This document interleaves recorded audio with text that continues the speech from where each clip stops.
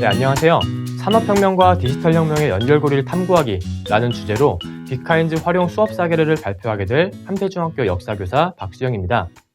본격적인 사례 나눔에 앞서서 이제 저에 대한 간단한 소개를 말씀드리도록 하겠습니다.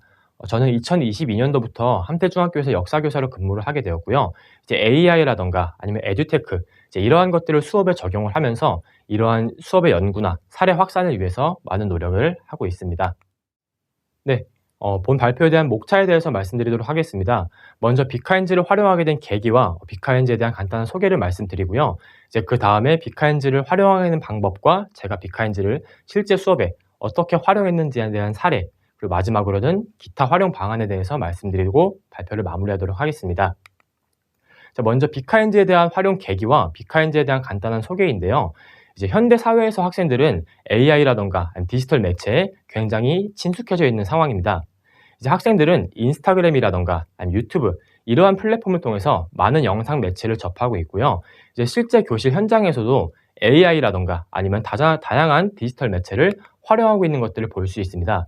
하지만 이러한 영상 매체나 AI 플랫폼들이 교육 현장에 긍정적인 기능으로만 작용하는가라고 보기에는 살짝 조심스러운 부분이 있습니다. 이제 학생들에게 인스타그램 릴스라던가 유튜브 영상 같은 경우에는 알고리즘을 이용해서 그것들을 영상을 제공하기 때문이죠. 그리고 AI가 제공하는 정보는 꼭 확실한 정보만 제공하는 것이 아니라 허위 정보나 할루시네이션과 같은 잘못된 정보들을 제공할 수도 있습니다. 따라서 이제 학생들은 이전 AI라던가 아니면은 알고리즘으로 인한 영상 제공 때문에 학생들은 필요한 정보를 효율적으로 탐색하는 역량과 이러한 정보들을 비판적으로 판단하는 역량이 굉장히 부족해지고 있는 그런 상황입니다. 네, 이러한 문제점들은 기사를 통해서도 확인할 수가 있고요. 즉, 현대사회에서 학생들은 알고리즘으로 형성된 영상 매체의 영향으로 필요한 정보를 스스로 탐색하고 활용하는 역량이 굉장히 부족해져 있는 상황입니다. 따라서 저는 학생들에게 필요한 정보를 스스로 탐색하고 이제 비판적으로 활용할 수 있는 역량을 길러주고 싶었습니다. 이제 이러한 상황에서 이제 알게 된 플랫폼이 이제 비카인즈라는 플랫폼인데요. 이제 비카인즈라는 플랫폼은 이제 학생 스스로 원하는 뉴스 기사를 탐색하고 통계하고 시각 처리 분석이 가능한 빅데이터 플랫폼입니다. 저는 이러한 비카인즈 플랫폼을 교사 플랫폼이나 커뮤니티에서 이제 추천을 받게 됐고요. 이제 제가 고민하던 이제 학생들의 역량을 증진시킬 수 있겠다라고 판단이 되어서 활용을 하게 되었습니다. 다음은 비카인즈를 활용하고 접속하는 방법에 대해서 말씀드리도록 하겠습니다. 이제 모바일 같은 경우에는 이제 화면에 있는 QR코드로 인식을 해주시면 되고요. 이제 그 외의 방법으로는 구글이라던가 네이버와 같은 이러한 검색 엔진에 비카인즈라고 검색을 한 다음에 클릭을 해주시면 될 것 같습니다. 네, 비카인즈에 접속을 하게 되면 초기 접속 화면이 보이게 됩니다. 초기 접속 화면에서 다른 포털 사이트와 같이 검색을 통해서 뉴스 정보라던가 기사들을 탐색할 수가 있게 됩니다. 이제 초기 화면에서 이제 아래로 스크롤을 하게 되면은 이제 정치, 사회, 경제, 스포츠 이제 이러한 분야별 키워드를 다뤘던 기사도 검색이 가능하고요. 이제 여러 가지 핫했던 유행하는 키워드들을 다뤘던 뉴스 기사도 검색이 가능합니다. 초기 화면에 우측 상단에 보시면은 이제 로그인 버튼이 나와 있습니다. 이제 로그인 버튼을 클릭을 하게 되면은 이제 개인의 메일이라던가 아니면은 SNS 타 계정으로도 손쉽게 가입이 가능합니다. 이제 로그인을 하게 되면은 이제 통계 자료 분석이라던가 아니면은 시각화 분석 그리고 최근에 비카인즈에 도입되었던 AI 검색 기능을 활용할 수가 있게 됩니다. 네, 이제 본격적으로 이제 검색창을 활용해서 원하는 키워드를 검색하는 방법에 대해서 말씀드리도록 하겠습니다. 이제 검색창에 검색을 하게 되면요. 이제 키워드로 검색을 통해서 원하는 기사를 검색할 수가 있게 됩니다. 이제 검색 결과 이제 해당하는 키워드를 포함하는 이런 뉴스 기사들이 다양하게 나타나는 것을 볼 수 있습니다. 다음에는 이제 상세 검색 기능을 좀 살펴보도록 하겠습니다. 이제 상세 검색 같은 경우는 자세한 조건을 설정을 해서 검색을 하는 기능인데요. 이제 학생과 교사들이 가장 많이 활용하게 되는 기능 중에 하나일 겁니다. 이제 상세 검색을 클릭을 하시게 되면은 아래와 같은 화면이 보이게 됩니다. 이제 아래와 같은 화면에서 이제 기사의 기간을 설정하던가 아니면 지역이라던가 신문사 같은 매체를 설정할 수도 있고요. 이제 정치나 경제, 문화, 스포츠와 같은 기사의 분야를 설정할 수도 있습니다. 그리고 사고와 범죄의 발생 유무라던가 아니면은 특정 단어와 내용을 포함하고 비포함시키는 것도 가능하게 됩니다. 상세 검색 창을 누르게 되면요. 이제 특정 내용에서 기사 내용에서 단어를 반드시 포함하게 할 수도 있고요. 2개 이상의 단어를 포함하게 할 수도 있고, 특정 내용에서 특정 단어를 제외하고 다루는 기사도 검색을 하는 것이 가능합니다. 네, 상세 검색 기능을 좀 더 자세히 알아보도록 하겠습니다. 이제 상세 검색창에서 이제 이런 식으로 상세 검색을 사용하지 않고 검색을 하게 되면은 이런 결과가 나오게 됩니다. 예시로 AI라는 검색어를 이용을 해봤고요. 이제 오른쪽에 있는 상세 검색 기능을 활용해서 이제 딥페이크라는 단어를 제외하고 한번 검색을 해보도록 하겠습니다. 이제 그러면은 이러한 검색 결과가 나오게 됩니다. 즉 상세 검색을 하기 전과 상세 검색을 한 후가 결과가 다르게 나오는데요. 이제 상세 검색의 결과, 이제 딥페이크라는 단어를 다뤘던 그런 기사가 제외가 되고 검색이 되는 것을 확인할 수가 있습니다. 다음은 이제 비하인드 추가 기능이었던 통계 기능과 시각화 분석 기능에 대해서 살펴보도록 하겠습니다. 이제 키워드를 검색을 한 다음에 아래로 쭉 검색창을 스크롤을 내리시게 되면은 분석 결과 그리고 시각화라는 버튼이 보이게 됩니다. 이제 이러한 분석 결과 및 시각화 버튼을 클릭을 하게 되면은 이제 탐색한 뉴스를 새로운 정보와 통계로 환산해서 이제 사용자들이 이용할 수 있는 새로운 지식이라던가 정보로 생성하는 것이 가능하도록 하는 기능입니다. 네, 이제 추가적인 기능을 좀 더 살펴보도록 하겠습니다. 이제 분석 결과 및 시각화 버튼을 클릭한 다음에 데이터 다운로드 버튼을 클릭을 하게 되면은 이제 검색되었던 뉴스 기사들의 날짜 그리고 언론사, 기자나 제목, 이제 이러한 세세한 기사 정보들을 표로 정리한 내용들을 살펴볼 수 있게 됩니다.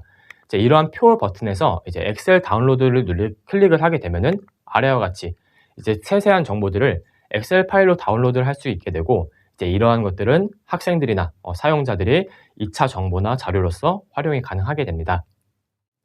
다음에 이제 관계도 분석이라는 이제 버튼을 클릭을 해보게 되면요. 이제 검색어를 기준으로 이제 다양한 키워드 간의 관계도를 원형 도표로 나타내는 것을 볼 수 있습니다. 이런 식으로 원형 형식으로 도표가 나오게 되는데요. 도표를 클릭을 하게 되면은 관련된 기사라던가 그리고 연결고리를 파악할 수가 있게 됩니다. 이러한 자료 또한 이제 학생들과 사용자들이 2차 자료라던가 자신의 정보로서 활용이 가능하게 되죠. 다음에는 이제 새롭게 추가가 되었던 비카인즈 AI 기능을 한번 살펴보도록 하겠습니다. 이제 비카인즈 AI 기능은요, 이제 생성형 AI를 활용해서 자료를 검색해주는 기능인데요. 이제 검색창의 오른쪽에 보시면은 AI라는 버튼이 나와 있습니다. 이 AI 버튼을 클릭하게 되면은 이런 식으로 검색창이 나오게 되는데요. 생성형 AI를 활용해서 관심 있는 기사를 손쉽게 탐색할 수가 있게 되는 겁니다. 활용 예시를 한번 보도록 하겠습니다. 네, 이런 식으로 간단한 명령어를 입력을 함으로써 이제 궁금한 기사 내용을 정리를 해준 다음에 관련된 기사 내용들을 뽑아주고 그리고 여러 가지 시각화 도표도 분석을 해주게 됩니다.